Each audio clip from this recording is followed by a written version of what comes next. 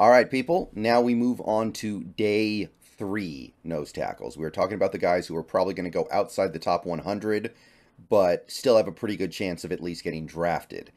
And to me, the Seahawks' level of interest in these guys should be contingent on whether or not they plan on moving off of Al Woods and what is going on with Bryan Mone's health.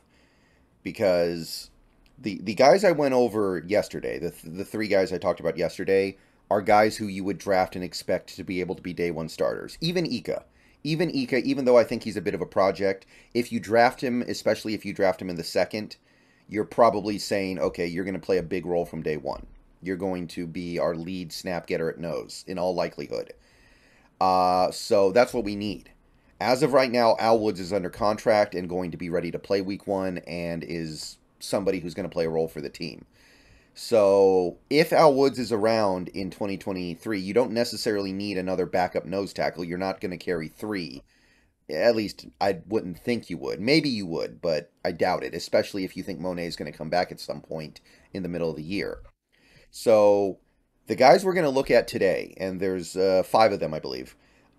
They are guys who I look at and I go, okay, if we don't have Al Woods this year, if we cut him, if he retires or whatever, these are the guys that I'm kind of looking at to replace them. And having two rookie nose tackles, I don't know if that's something you really want to do, but that might be what we have to do because we don't have nothing. We have Bryan Monet, who, again, don't be shocked if he misses the whole season with that injury.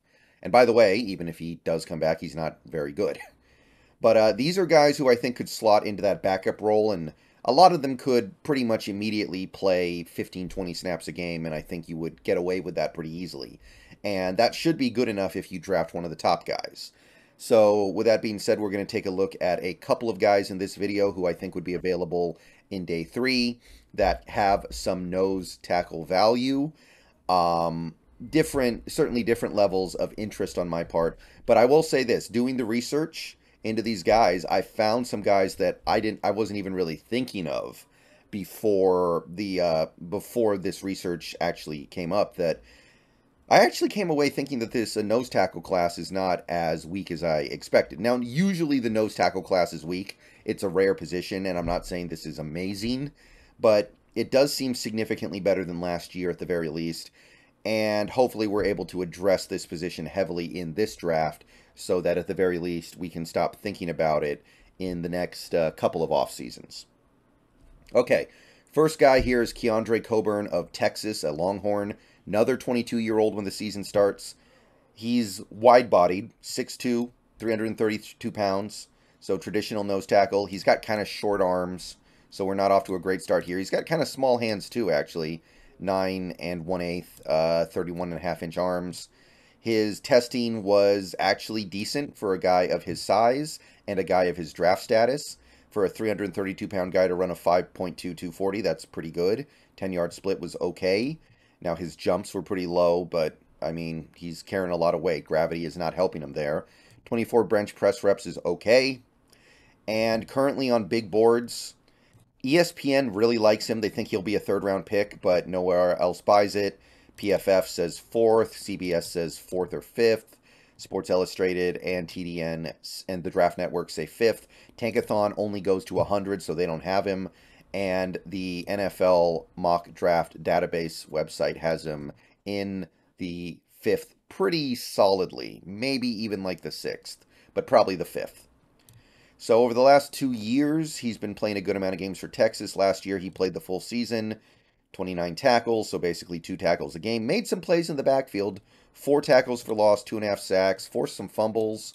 Really good run defense in Texas that year, by the way, 3.5 yards, so very respectable. And we also have 2019, he played less, only 9 games, 15 tackles, 2 TFLs, a sack. Run defense was not very good at Texas that year, by the way, 5.2. So you can see the improvement.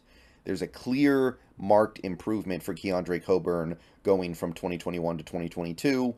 And there is some intriguing stuff here. And he has experience playing college football from before 2021, by the way. He actually has a lot of college experience. He's got a big body. And despite having that big body, he's quick out of his stance. Like, that's something that you look at and you go, okay, if he's quick out of his stance, that means he could even become a little bit of a playmaker, a gap penetrator. He plays strong. He's got a lot of strength to him. He's an expert at getting the jump on running plays. He's very smart at understanding where a run play is going based off pre-snap stuff and based off what he sees. So he's a more cerebral nose tackle, I guess you could say. He's got a great understanding of leverage. And he does occasionally make a play because he is quick. He's not fast, but he is quick, relatively speaking. He's a gap shooter, and he's overall a better athlete than you would expect. And he is a relatively high-effort player. He is somebody who's going to chase plays down. I watched a little bit of his tape in, I think it was the Baylor game. I watched a little bit of his tape in a God, all this tape I'm watching is kind of blending together in my mind. But there is a little bit of playmaking ability there that you wouldn't expect necessarily from a 332-pound individual. Now, the issues with Coburn are pretty obvious. He has short arms, creates issues with his ability to range laterally along the line of scrimmage. It limits him both against the run and in pass rush. It's too bad his arms are as short as they are. That definitely, I think if his arms were longer, he might actually be like a day 2 prospect. And while he did play a lot in college, he definitely didn't produce a lot. That is a fair criticism to make here. You can look at it, you can see that 2022 was probably his best season ever, and he was averaging like 2 tackles a game and made a handful of plays. It's okay, but he didn't produce a lot. I do think that he has a relatively high floor as a prospect. That's what I put here in my final evaluation. He's got a high floor. I think he belongs in the NFL, but he'll never be a star. He'll never be a great player. Maybe he'll never even be like a starter. Maybe he's just going to be depth forever, but I do think he'll be that. He definitely has a place in the league as an interior lineman, but his value as a nose tackle in a 3-4 is limited almost entirely just because of how short his arms are, which is really too bad. I do think that is a bit of a tragedy here. And overall, I would say if you can get him in the 5th round or even the 6th round, that's a great pickup. In the 5th or 6th round, if you bring him in and say, okay, you're going to be playing 15 snaps a game at nose or on the line just in general, that's workable. That's totally workable. I'm totally on board with that. Okay, next up, we're going to take a look here at another guy that really grew on me during this draft process, Jared Clark of Coastal Carolina, one of my favorite day 3 nose tackles. I could not find his age. Sometimes you just can't figure out how old a player is going to be from the internet, especially these lower level prospects. He's big, 6'4", 334 pounds, but his arms are nice and long, almost 34 inches, 33 3/4. Good enough. Hands, 9.73 inches, 7.5 inches, 9 3/4. Testing, pretty good. I mean, you can see he's a good deal faster and quicker than Ika was at about the same size. His vertical was not great, 27.5, but you would expect that for a guy who's this big. 8.5 foot broad jump. I'm sorry, this should be broad, not board. His 3-cone was okay, and his 20-yard shuttle was but not bad overall for a guy of this size. And you look at the big boards here, they're kind of all over. PFF really likes him. They think he could actually be a 4th rounder. ESPN says like 5th, and everywhere else says 7th. CBS, Sports Illustrated, the Draft Network, and the aggregate Pro Football Database has him in the 7th. I think this is a guy who could climb up a little bit after the combine personally. I would expect him to be there in the 6th, maybe even the 5th. Okay, so the last 2 years he's actually played 26 games, so a lot of experience. Put up some decent numbers, but the really notable thing here would be his 2022 season where he had 10 tackles for loss, so he was making plays in the backfield, and he also had 3.5 sacks.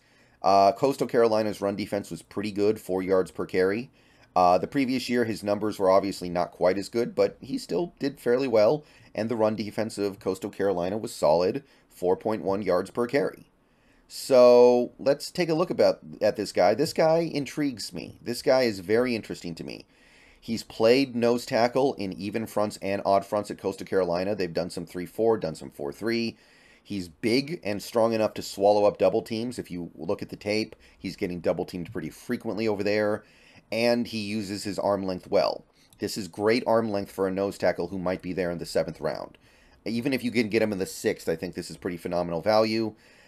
He gets out of his stance fast, and he is very powerful off the snap. This is not somebody like a Mazi Smith who's a little slow off the snap. This guy gets out of his stance a little bit quicker. He is somebody who can penetrate gaps more than you would expect for a guy who is a nose tackle. And he's smart, too. He plays smart.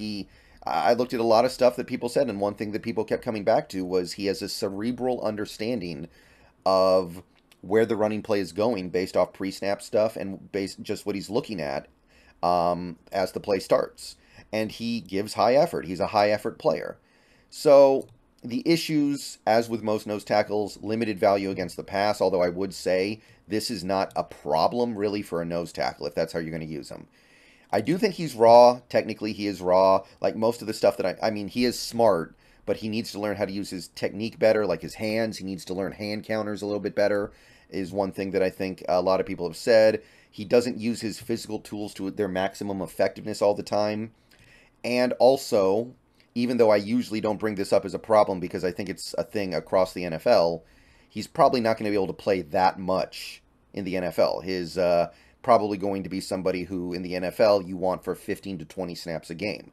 And that's totally fine if we get somebody like a Mazi Smith. So he will probably need to be in a deep rotation. So not really a huge criticism, but fair point to make. Overall, I'd say he's a very interesting late-round target. I think he can contribute immediately as a 15 to 20 snap a game player, and then he could develop into a 3-down player. Unlike a guy like a Mazi Smith, who I think is a little more of a long shot to develop into a 3-down player, I think this guy might actually have a chance. He just has to refine his abilities a little bit more. I would love to get him in the 5th round, honestly. I like this guy a lot more than a lot of the big boards do. I wouldn't even hate him in the late 4th round. All right, see you guys later today. Go Hawks.